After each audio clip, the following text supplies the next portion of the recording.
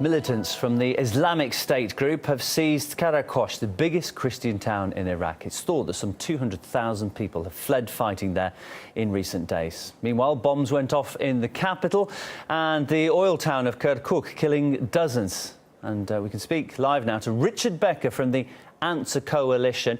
Thanks for just taking the time to join us, Richard. The militants, they've already seized a handful of towns in just the last 24 hours, including the country's largest dam.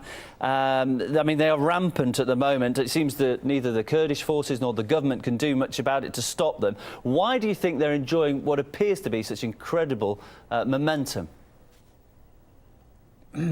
Well, there's no question but that it was the intervention of the United States in Iraq and also the U.S. and its partners in Syria, which laid the groundwork for the ISIS organization to develop. I mean, we should remember just in 2010 or 2011, they themselves say they carried out 6 actions in the whole year. They were practically defunct before the United States and its allies supported the opposition, the armed opposition inside Syria, and gave an opening to this organization to develop and then to come back into Iraq. And of course, it was the intervention of the United States in Iraq to begin with that destabilized the country in such a terrible way and has led to what is really a tragic situation in Iraq and a tragic situation in Syria as well. Okay, what about the possibility of further intervention? Because the White House is mulling airstrikes against the militants. In your opinion, are they likely to be effective? Well, we in the Answer Coalition are opposed to any further U.S. intervention.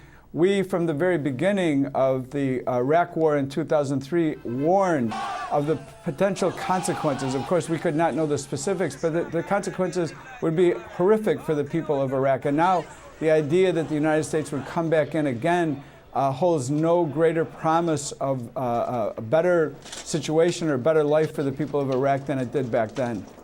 I mean, you just mentioned that you think further involvement would be horrific. I mean, in particular, what do you think the consequences could be of American intervention?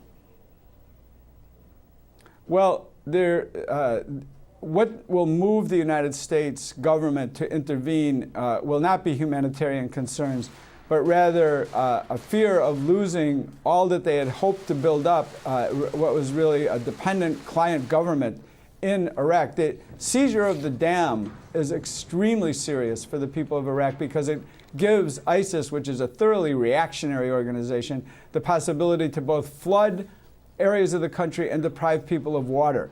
But this is something that the Iraqi people have to deal with. And the Maliki government is not a government that can deal with it. The Iraqi people need a government that can fight for the interest of the Iraqi people against this reactionary organization. Okay, at this juncture, I'd just like to take a quick look at the finances involved, and in particular the cost of the previous Iraqi war, how much that cost America, because the White House, they spent a whopping $1.7 trillion on the whole ordeal. That works out at $5,000 per second. Each American soldier costs $350,000 to deploy, and the government still owes billions to those who actually fought there for their country. It's an extremely expensive business, and bearing that in mind, do you think that the taxpayers would allow their government to get involved in what is sure to be another costly war? Well, I think it's been very clear that the people in the United States, after the Iraq War and the Afghanistan War, which is of course still ongoing, but particularly the Iraq War, are opposed to any new U.S.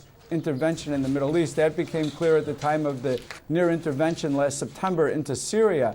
And as you said, the cost of the war has not really been added up yet in terms of the damage done in Iraq, the damage done to people who fought in it from the United States, and the actual cost, which will be ongoing, and hundreds of billions, if not trillions of dollars, will be added to that in terms of healthcare in the future. And I think people are quite aware of that now, of what a catastrophe that war was for the people in Iraq and also for the people in the United States.